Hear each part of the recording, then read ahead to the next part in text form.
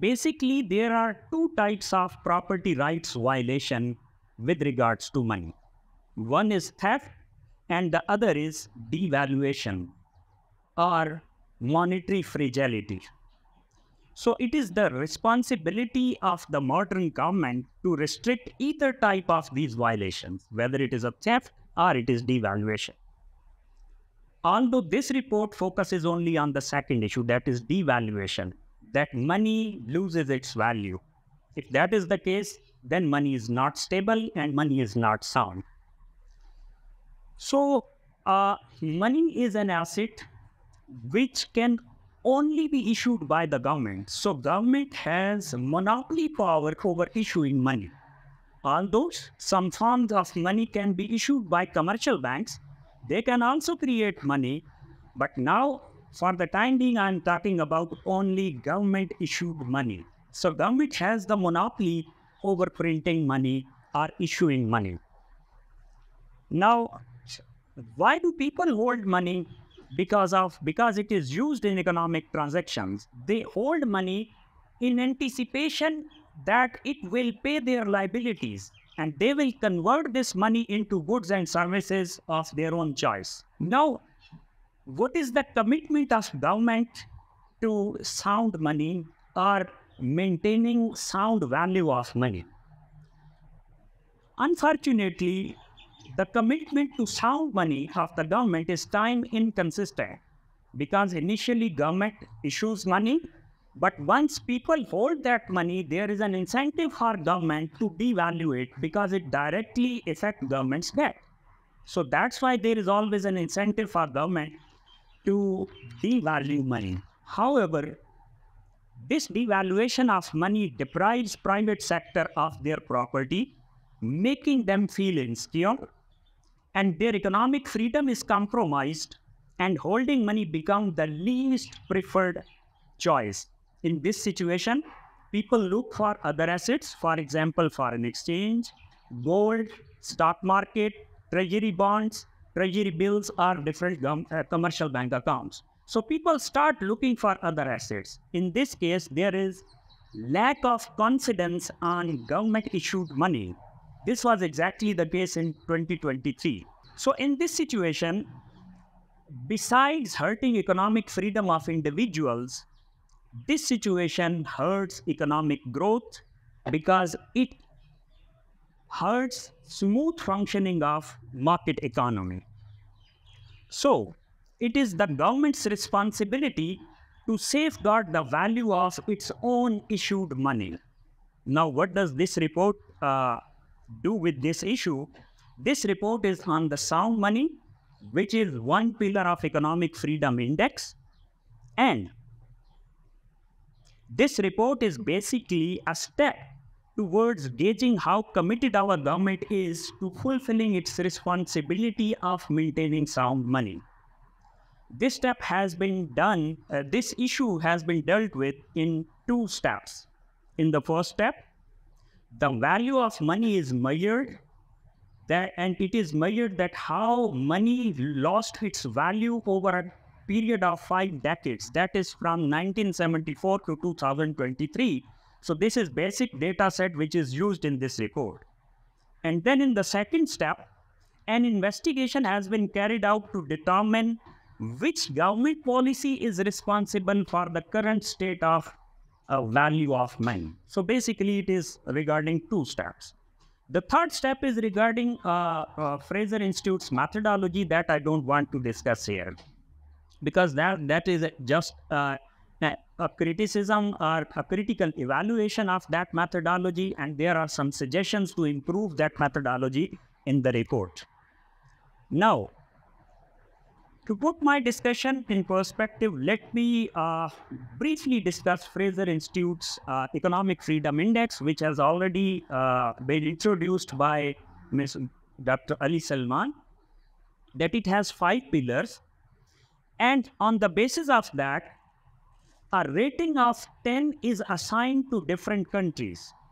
And the latest available report is for the year 2021. Now, what was Pakistan's rank and which country was at the top in 2021?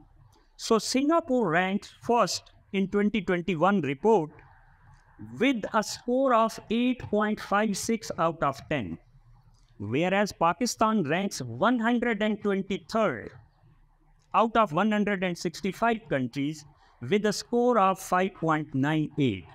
This is for overall economic freedom index. Now for the sound money index, which is basically a sub-index of economic freedom index, this comprises 4 pillars. One is money growth. Second is standard deviation of inflation. Third is inflation in the most recent year. And fourth is freedom to have foreign currency bank account. So these are 4 pillars of sub-index of sound money. And again, for this sub-index, the maximum score is 10. In 2021 report, Switzerland was at the top with a score of 9.85 out of 10, whereas Pakistan's rank for sound money was 150 out of 165 in 2021. And India's rank was 103 with a score of 7.99. Bangladesh at a rank of 134 out of 165 with a score of 6.92. So India 103, Bangladesh 134, Pakistan 150 out of 165 countries. So now let me discuss some historical sound money rating for Pakistan. This was only 2021. Now I will discuss some historical rating. So the maximum score is 10, whereas for Pakistan, the average rating of sound money for the last 2 decades, that is 2000 and 2001 onward, the average score remained 6.22 out of 10. And the highest rating was 6.83, which was found in the year 2002. So, and the lowest score was found in 2023, that was 4.6. So when it was 6.22, our rank was 150 out of 165 in 2021. Now, although we don't have ranking of all countries of the world, or 165 countries, but our rating deteriorated from 6.23 to 4.60. So definitely our rank will also would have deteriorated. Now, if you look at these 2 years, 2002, when the sound money rating was highest, and 2023, when the sound money rating was lowest, in both of these 2 years, our economy was facing a recession in economic activity. However, there was a major difference. In 2002, the recession was driven by demand contraction. So there was no supply disruption, but demand was lesser than supply, and that's why economy was in recession and business activity was low. But in 2023, there was a different scenario. And the economy was facing supply disruption, so demand was there. But supply was not enough to satisfy demand of consumers for goods and services, and that's why inflation rate was quite high. Then, if we look at the history, there is basically a graph in the report that we observe that lower than average rating for sound money was mainly observed in the years 2008 to 12 and then 2021 to 23. So there was a span of 5 years, 2008 to 12, when sound money rating was below average, and then a spell of 2 years, 2021 to 23, then sound money rating was again below the average of 6.22. And in both of these episodes, there were supply disruptions. So it means when economy is facing supply shocks, for example, it is due to restricted imports or it is due to oil price hikes, or any other raw material issue, then economy faces a low rating on sound money. This is our finding, one of the findings of the report.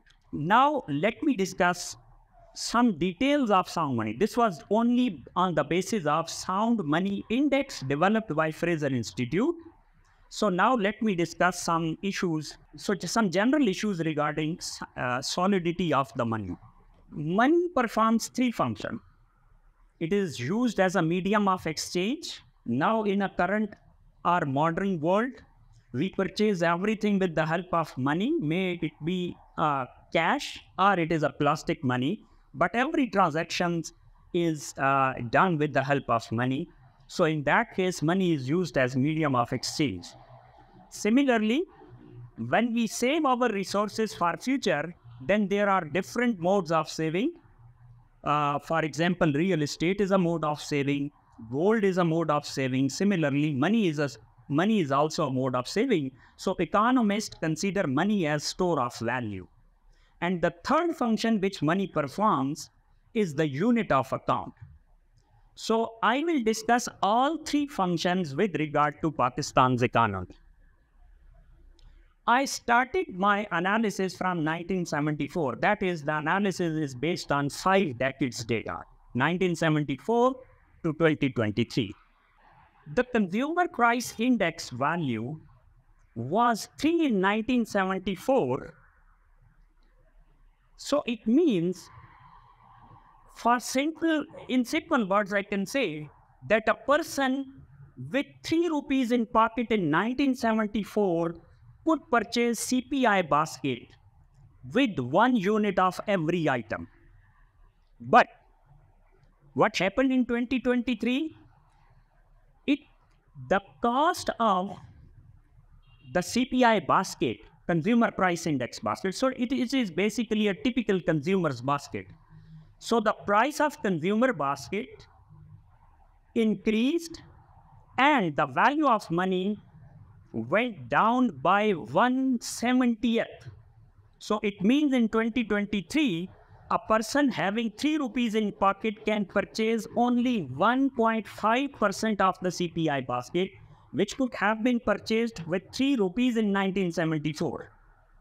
So 100% basket could be purchased in 1974 with 3 rupees. Now it can be purchased only 1.5% of the basket. Similarly, in 1974, 1 rupee was 1/10 or 10% of $1. So rupee was equal to 10% of the $. Then it was 1.7% in 2001. And now in 2023, it was just 0.4% of. So 1 rupee equals 0.4% of $1, although it was 10% of $, in 1974. So it means on cumulative basis, Pakistani rupee depreciated 25 times against $, over a period of 5 decades. So we can say that money is neither good medium of exchange, nor it is good store of value. So now coming to unit of account, we normally maintain national income accounts, for example, GDP, our national income, our GNP, our saving, our consumption, investment. So all these variables are measured in terms of money, rupee. So money is used as unit of account. Over a period of 5 decades, our GDP, Pakistan's GDP measured in terms of $, increased 25-fold, whereas real GDP increased 10-fold. So our real the value of economic transaction actually in real terms increased 10-fold over a period of 50 years. Whereas if we measure it in terms of $, it increased 25-folds. But if we measure in current prices of rupee, then our nominal GDP increased 644 times. So that's why we have no trust on rupees GDP measure. That's why economists either measure or talk about GDP in terms of dollar or in terms of real GDP growth. Nobody talks about nominal value of GDP. So we can say that money in Pakistan is not a good unit of account. Now, I discuss second section of the report, that is the policy failure which caused depreciation or devaluation of money over a period of 5 decades. First of all, we may look at some macroeconomic variables and policy variables. Over a period of 5 decades, that is 50 years, 1974 to 2023, average inflation rate in Pakistan remained at 8.8%, whereas US inflation rate was on average 3.3%. So although Pakistan's economy is not comparable with US economy, but I am comparing this because in terms of exchange rate, we measure exchange rate for rupee in terms of dollar. So that's why I'm comparing this with USD. So average inflation rate in US remained 3.3%, whereas Pakistan's inflation rate 8.8% over a period of 50 years. Exchange rate depreciation in this time period was 7.9%. Real GDP growth rate remains 4.7%. Nominal GDP growth rate 13.8%. And our money growth rate was 14.7%. Fiscal deficit and trade deficit both 5.6% of GDP, and interest rate, although currently it is above 22%, but average value of interest rate is 8.7% over a period of 5 decades. So now, first of all, I discuss the failure of monetary policy. How do we evaluate monetary policy for sound money? So there is a criteria. For example, to ensure the solidity of money growth should be low. And we evaluate the case of Pakistan in terms of these criteria. So money growth rate should be low. Price stability should be the prime objective of monetary policy. Central bank should be autonomous. Monetary policy should be transparent. And an appropriate instrument of monetary policy should be chosen. And its value must also be appropriate. Monetary policy instrument. So let's discuss one by one these issues. First of all, money growth. So if a country cannot control its money growth, it cannot control inflation. And its money cannot remain sound. So the benchmark for money growth is provided by an old 1920s equation of exchange or quantity theory of money, which says that money which is issued by government multiplied by its velocity. Velocity is how many hands it changes in 1 year or in any period of time. So money multiplied by its velocity is equal to the value of transaction, and value of transaction is equal to price multiplied by quantity. So the best practice for monetary growth is to link money growth or monetary growth with real GDP growth rate. And if it is strictly linked with real GDP growth rate, then inflation rate would be 0.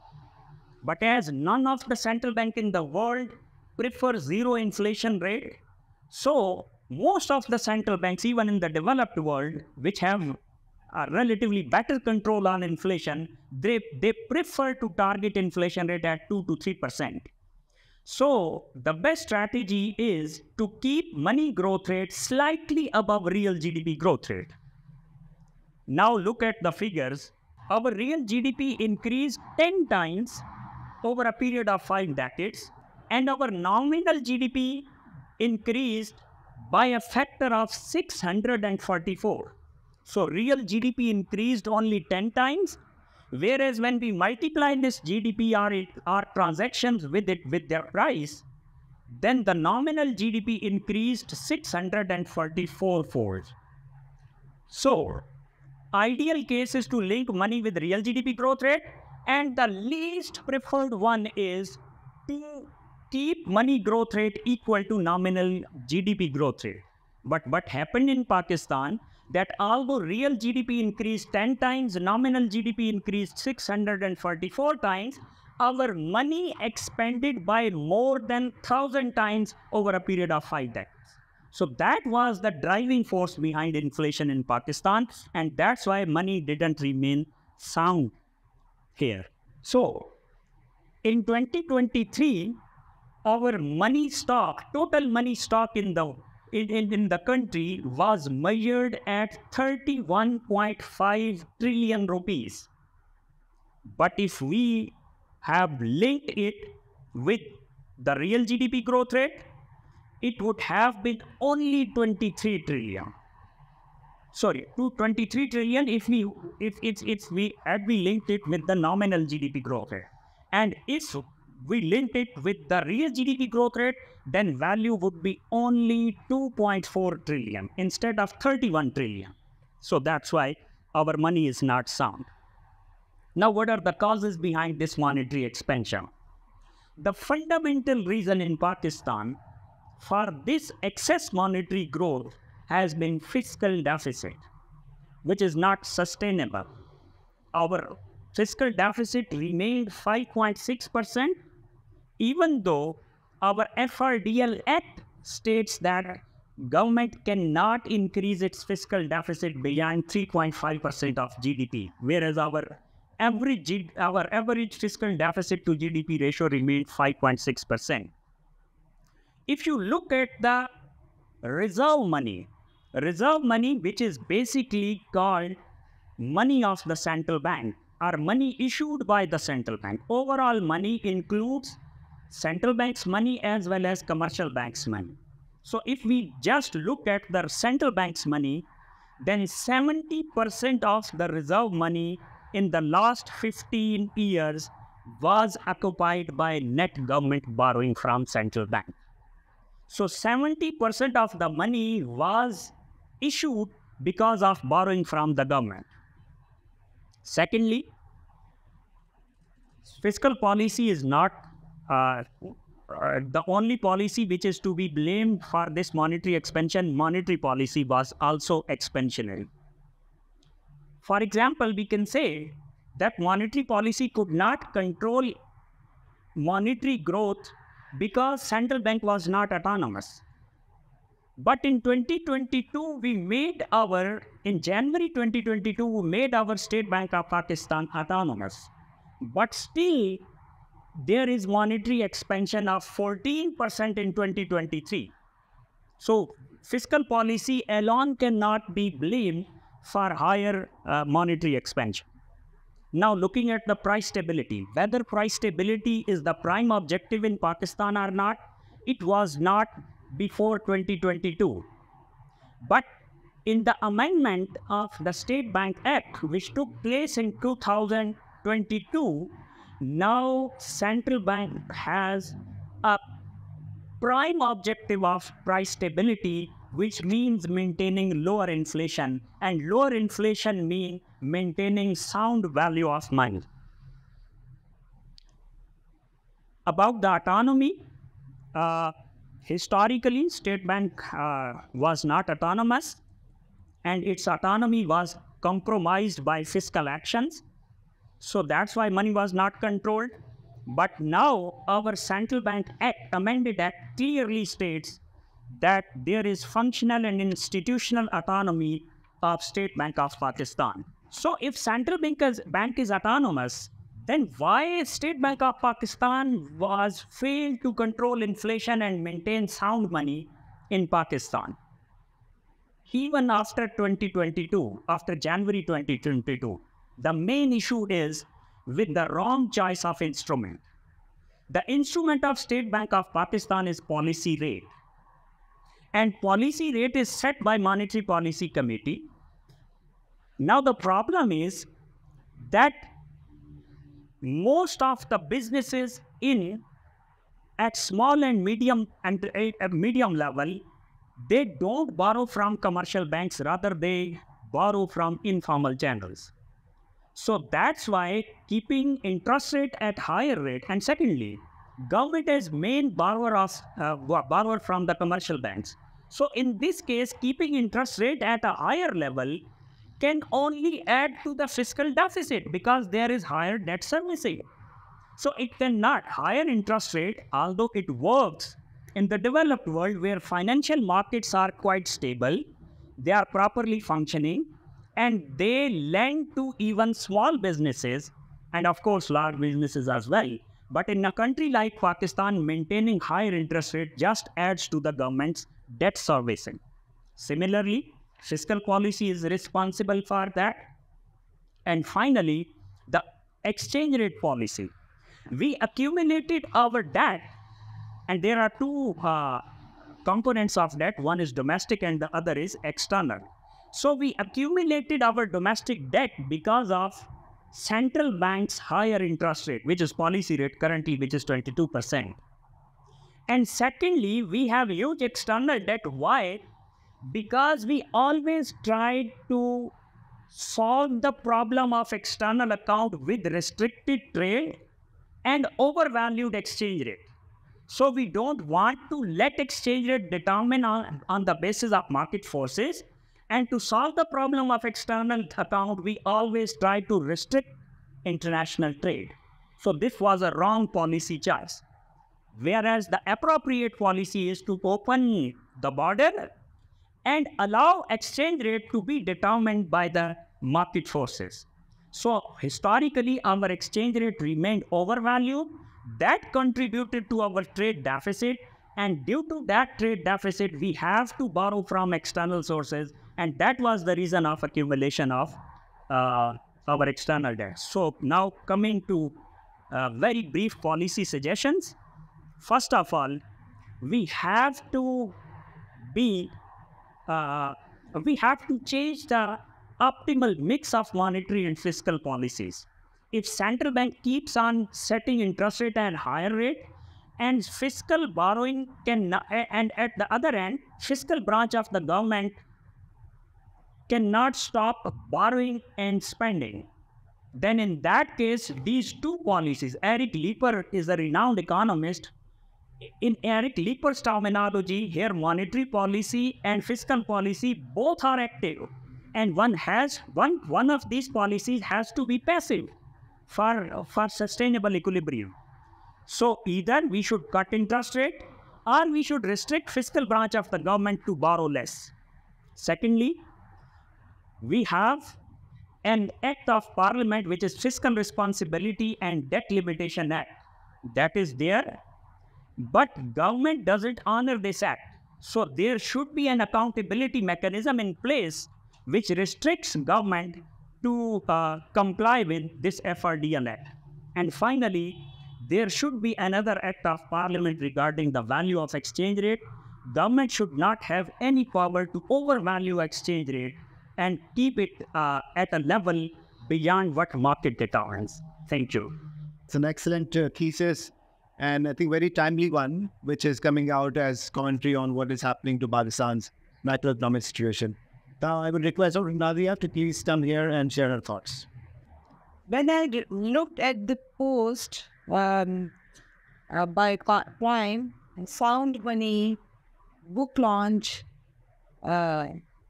is on this day, and it struck me because it reminds me a book written in 1886, John Arthur Fraser on Surgery. They have used gold standards versus silver standards and problems of banking sector at that time, and come out with the idea that the government should be more responsible while taking the actions for abolishing silver standards and entering into the gold standards. And I start with the quote. This is Arthur Fraser's and Surgeon's book, page number Sound Money, and page number 50. If there is anything on earth which interests the working man vitally, it is the question of currency, and this is written in that book. And then there is this book is not written by an economist. Fraser is a painter who was famous, Canadian painter who paints usually with the watercolors. And the other surgeon is also a person who writes about social and cultural problems, and they somehow painted railways as well. And this was some subject which fascinates me as well.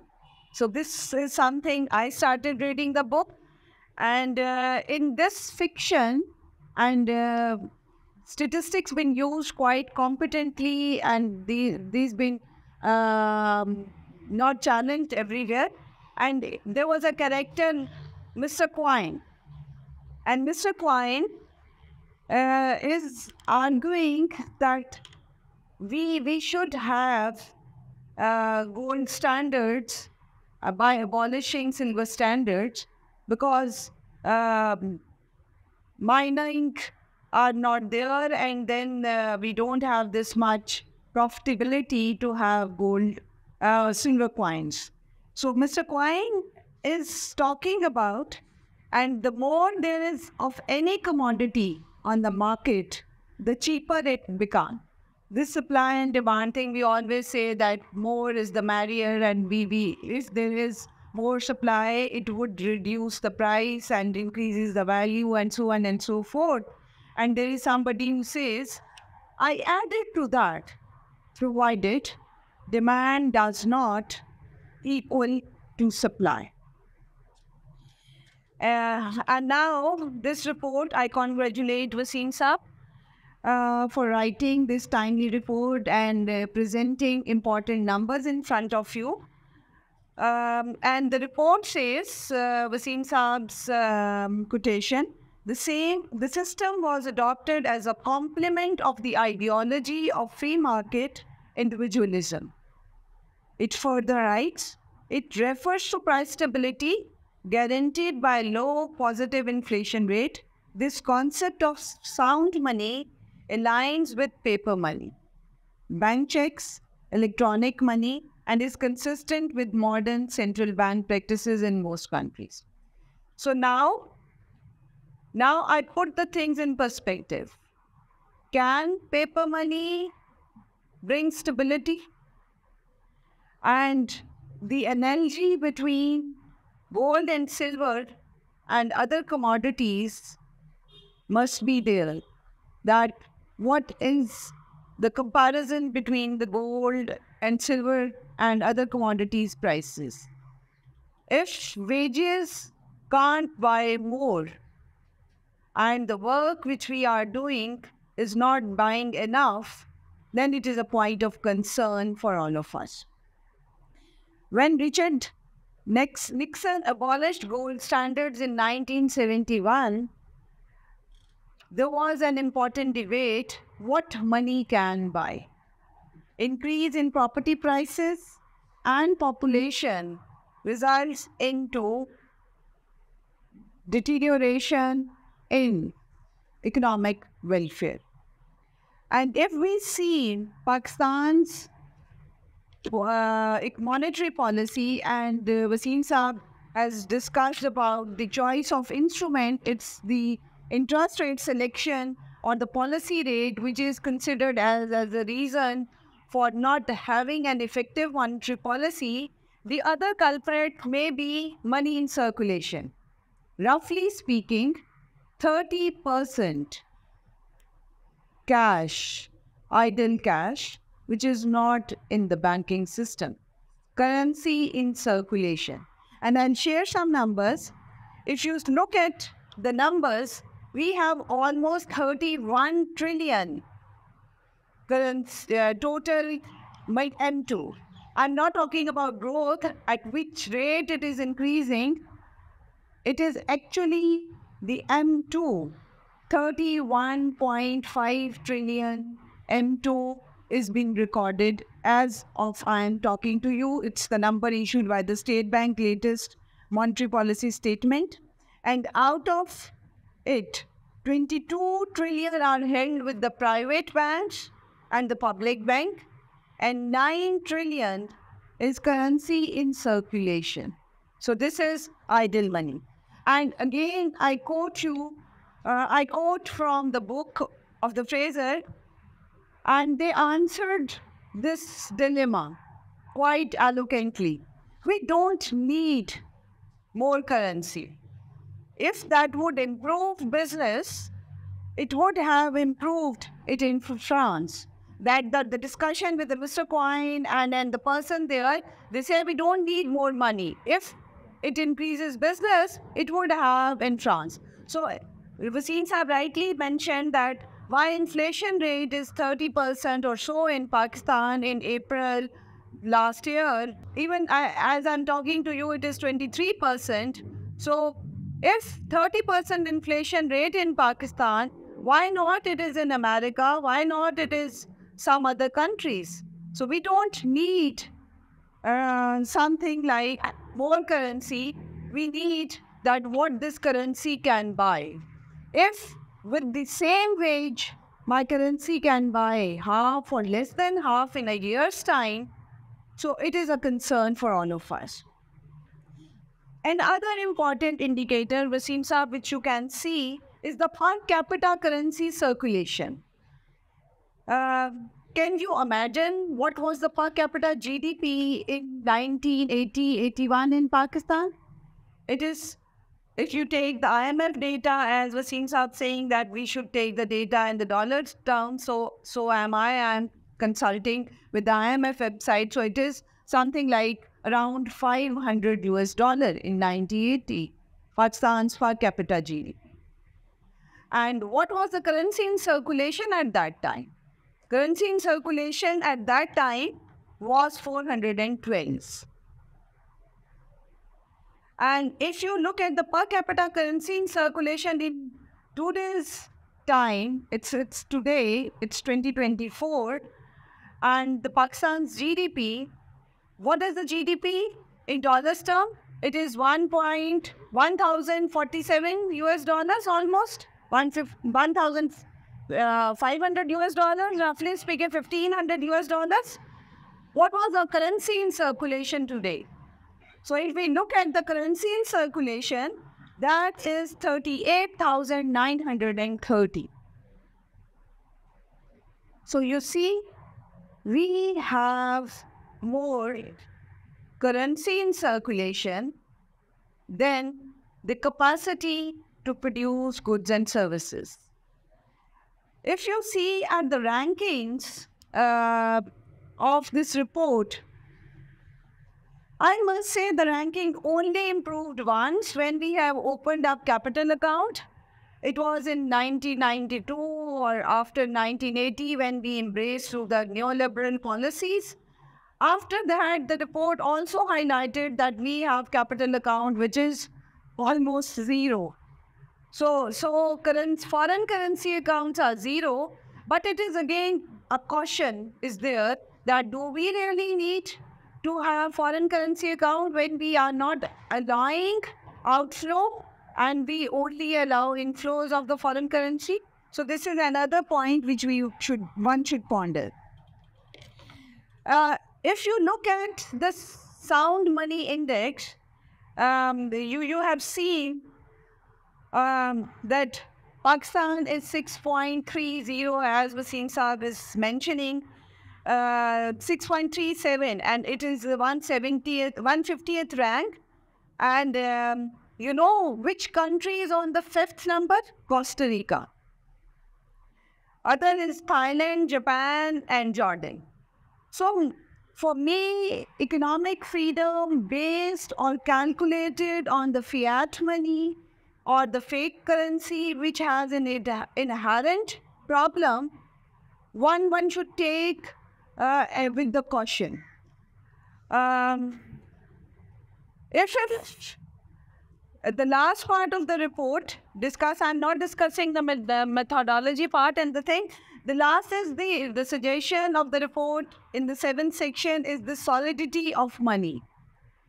So now again, a word of caution. When we use this terminology, solidity of money, It means using digital currency or the CBDC, central bank's digital currency, for making transactions to happen.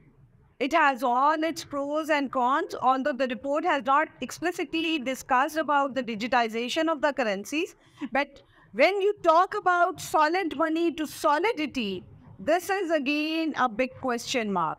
And Solidity is a brand new programming language created by Ethereum. Indian Central Bank has issued this digital currency, and it is the largest one. They've been using it since 2021, and we have really think that when we are talking about the CBDC or solidity of money, and for me, it is a word of caution which we should take.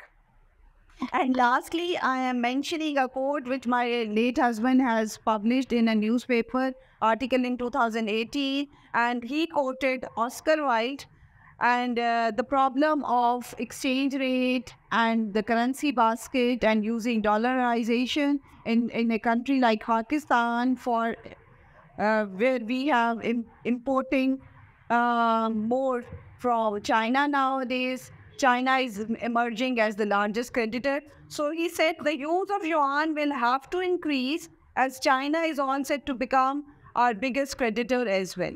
It is the time that SBP gears up for a multi-currency world.